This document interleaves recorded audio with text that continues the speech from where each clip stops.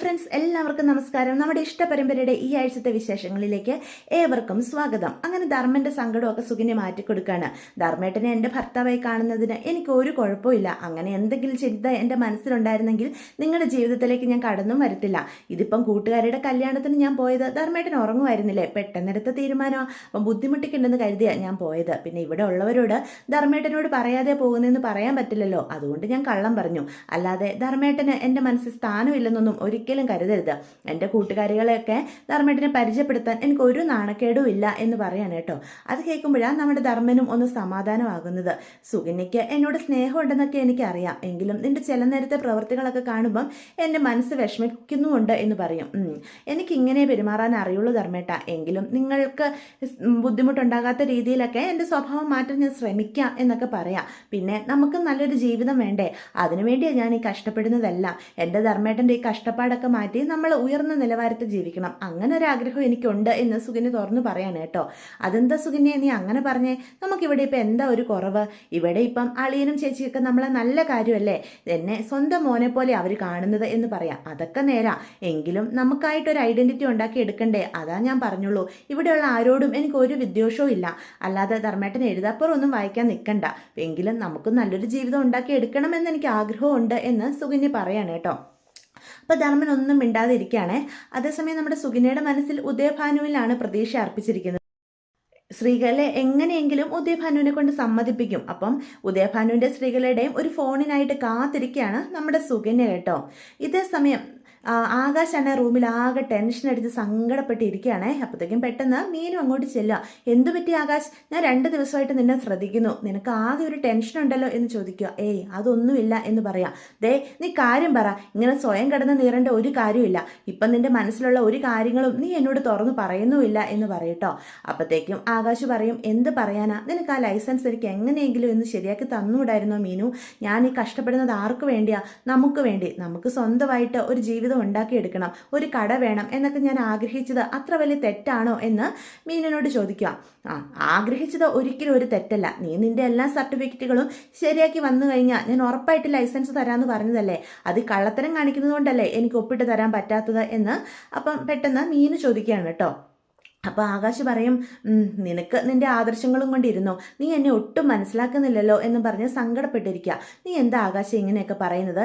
എൻ്റെ ജോലിയിൽ ഞാനൊരു തിരിമറി കാണിക്കില്ലെന്ന് നിനക്കറിയത്തില്ലേ, അത് ഞാൻ ആത്മാർത്ഥമായിട്ട് തന്നെ നിൽക്കുള്ളൂ. പിന്നെ നീ സ്വന്തമായിട്ട് നിന്റെ മനസ്സിൽ നിന്ന് തോന്നിയൊരു തീരുമാനമായിരുന്നു ഇതെങ്കിൽ ഞാൻ നിന്റെ കൂടെ നിന്നേനെ. പക്ഷേ ഇതിപ്പോൾ ആരൊക്കെയോ ചലിപ്പിക്കുന്ന ഒരു പാവ കണക്കല്ലേ നീ ജീവിക്കുന്നത്. എൻ്റെ അച്ഛൻ പറയുന്നതനുസരിച്ച് നീയും കിടന്ന് തുള്ളുന്നു. അങ്ങനെ മറ്റൊരാൾ പറയുന്നതനുസരിച്ച് നമ്മുടെ ജീവിതം മാറ്റേണ്ടതാണോ എന്ന് പെട്ടെന്ന് മീന് ചോദിക്കുകയാണ് കേട്ടോ. ഇത് കേൾക്കുമ്പോഴത്തേക്കും ആകാശ് ഒന്നും മിണ്ടാതെ സങ്കടപ്പെട്ട് നിൽക്കുക. അതൊക്കെ വിട്, നിന്റെ സങ്കടം എന്താണെന്ന് പറ, എന്നെ കൊണ്ട് പറ്റുന്ന കാര്യമാണ്, ഞാനത് പരിഹരിച്ച് തരില്ലേ എന്ന് പറയാം. അത് എനിക്ക് ചെറിയൊരു പ്രശ്നമുണ്ട്. എന്ത് പ്രശ്നമുള്ളത്? ഞാൻ പറഞ്ഞിട്ടുണ്ടായിരുന്നില്ലേ ഞാനൊരു കട വാടകയ്ക്ക് എടുത്തിട്ടുണ്ടായിരുന്നെന്ന്. ആ കടയ്ക്ക് എന്ത് പറ്റി?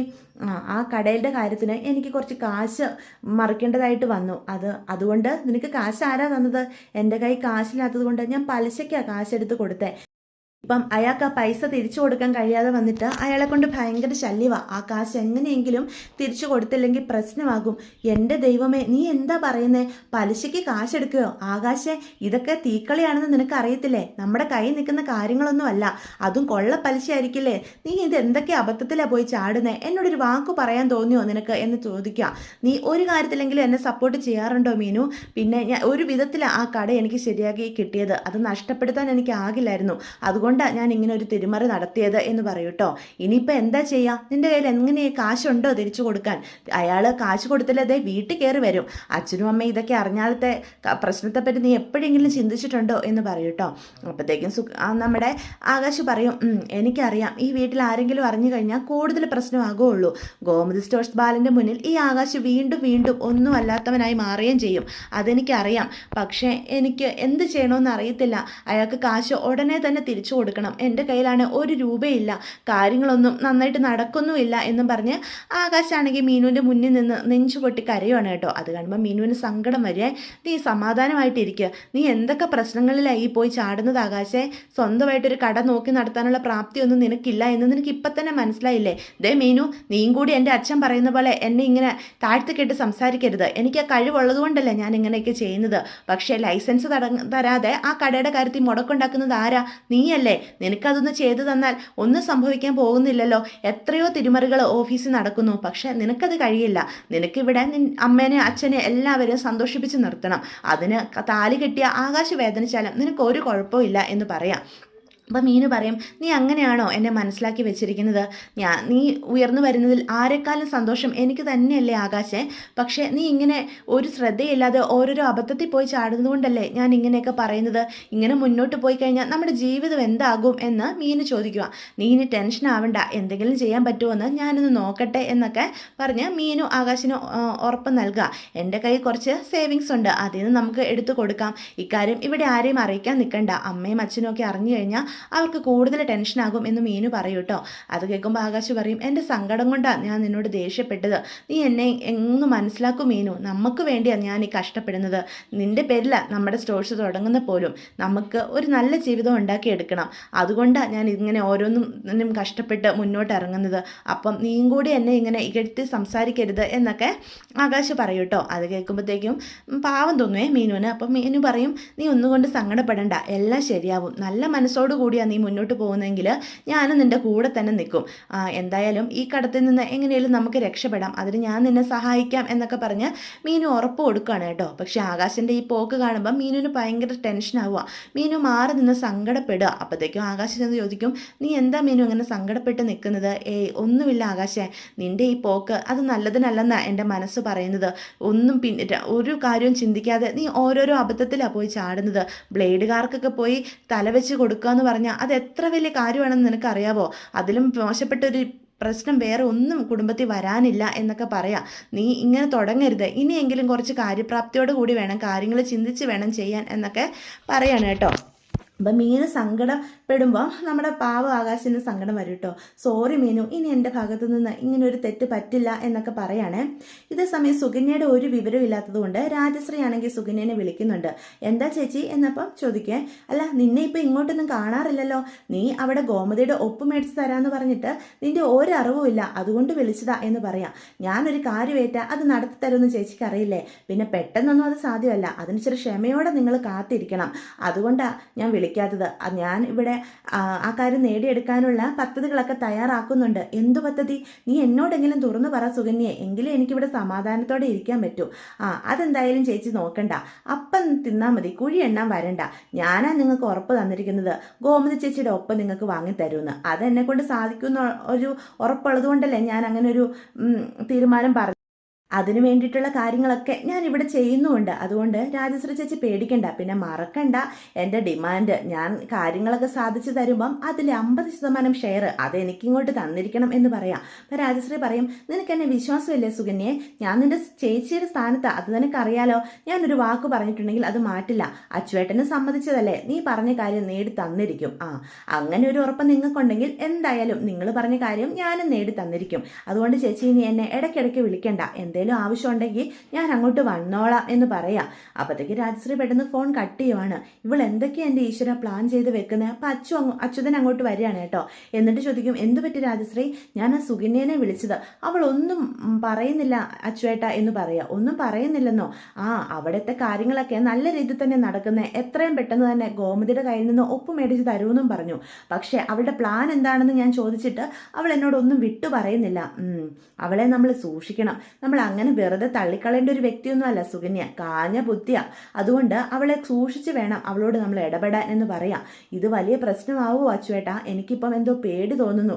താൻ പേടിക്കാതിരിക്കുക, കാര്യങ്ങളൊക്കെ അവൾ വിചാരിച്ച പോലെ നടക്കുന്നതെങ്കിൽ നമുക്ക് തന്നെയല്ലേ അതുകൊണ്ട് നേട്ടം. അതിനുശേഷം ബുദ്ധിപരമായി വേണം അവളെ നമുക്ക് ഒഴിവാക്കി വിടാൻ എന്ന് അച്യുതൻ രാജശ്രീയോട് പറയാണ് കേട്ടോ. ഇതേ സമയം നമ്മുടെ ശ്രീകലയും ഉദയഭാനുവും കൂടെ വിളിക്കുകയാണ് സുകന്യനെ. അപ്പം സുകന്യ പറയും, ഉദയഭാനു സാറിൻ്റെ ഒരു കോളിന് വേണ്ടി ഞാൻ വെയിറ്റ് ചെയ്ത് നിൽക്കുമായിരുന്നു എന്ന് പറയാം. ശ്രീകല എന്നോട് പറഞ്ഞു മോളുടെ ആഗ്രഹത്തെ പറ്റിയൊക്കെ നടത്തി കൊടുക്കണമെന്ന് അവൾ എന്നോട് ഒരുപാട് റെക്കമെൻഡ് ചെയ്തു. പിന്നെ കുട്ടിയുടെ ആഗ്രഹം എന്നോടും പറഞ്ഞായിരുന്നല്ലോ. എന്തായാലും നല്ല കാര്യമാണ്. ഇന്നത്തെ കാലത്ത് ഇങ്ങനത്തെ യുവതലമുറയൊക്കെ ബിസിനസ്സിലേക്ക് വരുന്നത് എന്തുകൊണ്ട് നല്ലതാ. ഇതൊരു മാറ്റത്തിൻ്റെ തുടക്കമാവട്ടെ. അങ്ങനെ മനസ്സുകൊണ്ട് ബിസിനസ് ചെയ്യണമെന്ന് ആഗ്രഹിക്കുന്ന സുകന്യെ പോലുള്ള യുവതികളെ ഇങ്ങനെ നിരുത്സാഹപ്പെടുത്താൻ ഞാൻ ആഗ്രഹിക്കുന്നില്ല. ഇതും ഒരു സഹായമാണല്ലോ. അതുകൊണ്ട് ഞാൻ ചെയ്തു തരാമെന്ന് തന്നെയാണ് തീരുമാനിച്ചിരിക്കുന്നത്. സുകന്യയ്ക്കും ബിസിനസ് തുടങ്ങാൻ വേണ്ട സഹായങ്ങളെല്ലാം ഈ ഉദയഭാനു ചെയ്തു തരും എന്ന് പറയും കേട്ടോ. അത് കേൾക്കുമ്പോൾ സുകന്യയ്ക്ക് ഒരുപാട് സന്തോഷമാവുക. സുകന്യ പറയും, താങ്ക് യു സാർ. സാർ ഇങ്ങനെ ഒരു തീരുമാനം എടുക്കുമെന്ന് ഞാൻ കരുതേയില്ല. എനിക്ക് ഒരുപാട് സന്തോഷമായി. അല്ല, എനിക്ക് സുകന്യയെ ഒന്ന് നേരിട്ട് കാണണമായിരുന്നു എന്ന് ഉദയഭാനു പറയും. നേരിട്ട് കാണുമ്പം കാര്യങ്ങളൊക്കെ ഞാൻ അറിയിക്കാം.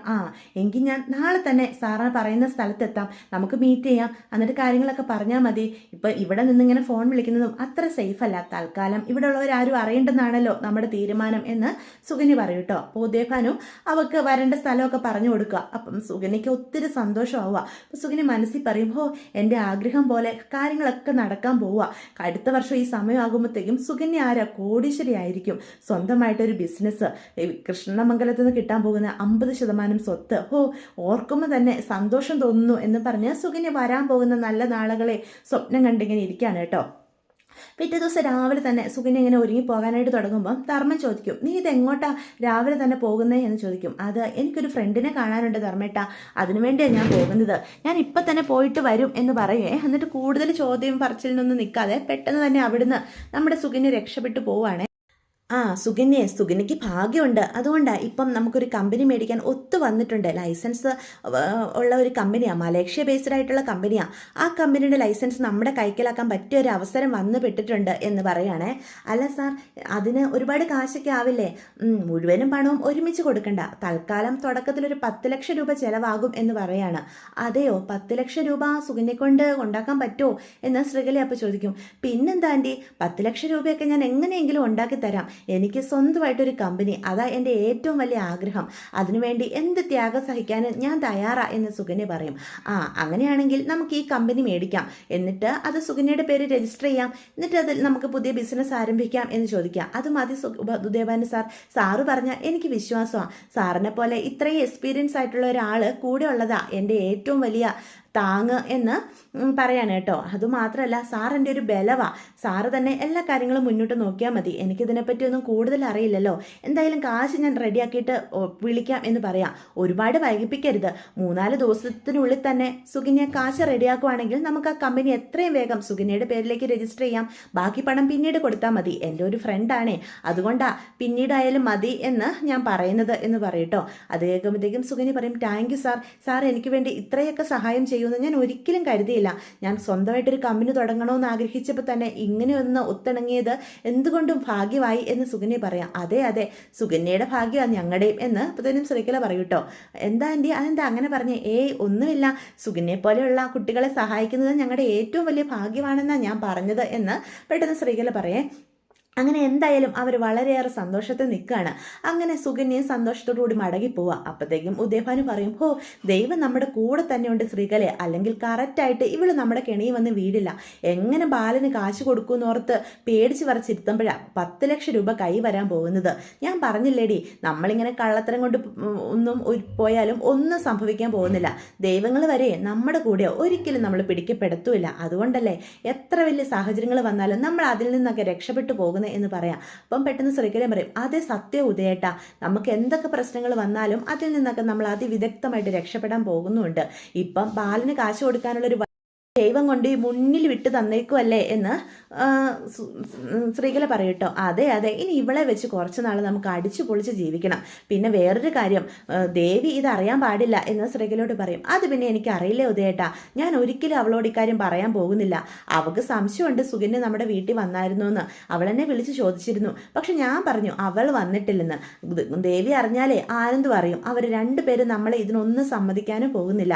നമുക്ക് എങ്ങനെയും ബാലൻ്റെ കാശ് കൊടുക്കണം. അത് കഴിഞ്ഞും സുകന്യയുടെ കയ്യിൽ നിന്ന് കമ്പനിയുടെ പേരും പറഞ്ഞ് കുറച്ച് കാശോട് തട്ടിയെടുക്കണം. നമ്മുടെ ഇപ്പോഴത്തെ പ്രശ്നങ്ങളൊക്കെ തൽക്കാലം തീർക്കാൻ അവളെ കൊണ്ട് പറ്റും. അല്ലടി, അവളുടെ കയ്യിൽ ഇതിമാത്രം കാശൊക്കെ ഉണ്ടോ? ഇവള് ശരിക്കും ഇവളെ പറ്റി ഒരു വിവരവും നമുക്കില്ലല്ലോ. ആരാ എന്താ ഒന്നും അറിയത്തില്ലല്ലോ എന്ന് പറയാം. എന്തായാലും നല്ല കാശുള്ള വീട്ടിലെ പെണ്ണ, അല്ലെങ്കിൽ നമ്മൾ 10 ലക്ഷം രൂപ എന്ന് പറഞ്ഞപ്പോൾ തന്നെ എടുത്തു തരാമെന്ന് ഒരിക്കലും പറയില്ലല്ലോ. ആ ധർമ്മന്റെ ഭാഗ്യം. കൂടുതലൊന്നും അന്വേഷിക്കാതെയല്ലേ ഇവളെ കൊണ്ട് ധർമ്മനെ കല്യാണം കഴിപ്പിച്ചത്. ഇവളെ അത്ര പാവമൊന്നുമല്ല. ധർമ്മനെ ഇവള് വെറുതെ കെട്ടിയതാണെന്നും എനിക്ക് തോന്നുന്നില്ല. ഇത്രയും സാമ്പത്തിക സ്ഥിതിയൊക്കെ ഉള്ളൊരു പെണ്ണ് ധർമ്മനെ പോലെ ഒരാളെ ഇത്ര പെട്ടെന്ന് കെട്ടണമെങ്കിൽ അതിന് പിന്നിൽ എന്തോ ഒരു കാര്യമുണ്ട് എന്ന് പറയൂട്ടോ. അതൊന്നും നമ്മളെ ബാധിക്കുന്ന കാര്യമല്ലല്ലോ ഉദയേട്ടാ. അതുകൊണ്ട് നമ്മൾ അതിനെപ്പറ്റി ചിന്തിക്കുകയും വേണ്ട. ചിലപ്പം ധർമ്മനൊരു പാവമല്ലേ, അതുകൊണ്ട് അവൾക്ക് ഇഷ്ടം തോന്നി കല്യാണം കഴിച്ചതായിരിക്കും. അവൾ അത്ര പാവമൊന്നും അല്ലല്ലോ. പക്ഷേ അവളെ അങ്ങനെ നമുക്ക് വിശ്വസിക്കാനും പറ്റില്ല. ഇവള് പഠിച്ച കളിയായിട്ടാണ് എനിക്ക് തോന്നുന്നത്. നമ്മുടെ വല്ല കള്ളത്തരങ്ങളും ഇവക്ക് മനസ്സിലായ പിന്നെ നമ്മുടെ അസ്ഥിവാരം വരെ അവൾ തോണ്ടിയെടുക്കുമെന്നാണ് തോന്നുന്നേ. ഇല്ല ഉദയേട്ടാ, അവളൊക്കെ നമ്മുടെ കെണി വീഴ്ത്താൻ നമ്മളെ കൊണ്ട് പറ്റിയില്ലേ. മുന്നോട്ടും അങ്ങനെ തന്നെ പോകണം. അപ്പം അവൾക്ക് എന്തെങ്കിലും സംശയം തോന്നുമ്പോൾ രക്ഷപ്പെടാൻ എന്തെങ്കിലും ഒരു വഴി ദൈവം കാണിച്ചു തരുമെന്നേ എന്ന് ശ്രീകല പറയാണ് കേട്ടോ. അപ്പം ഇതൊക്കെയാണ് വരുന്ന ആഴ്ചയിലെ വിശേഷങ്ങളെ. ഇതിൻ്റെ 2ാം പാർട്ടായിട്ട് ഒരു വീഡിയോ കൂടി ഞാൻ ചെയ്യുന്നുണ്ട്. അത് പിന്നാലെ വരും കേട്ടോ. എല്ലാവർക്കും ഗുഡ് ബൈ.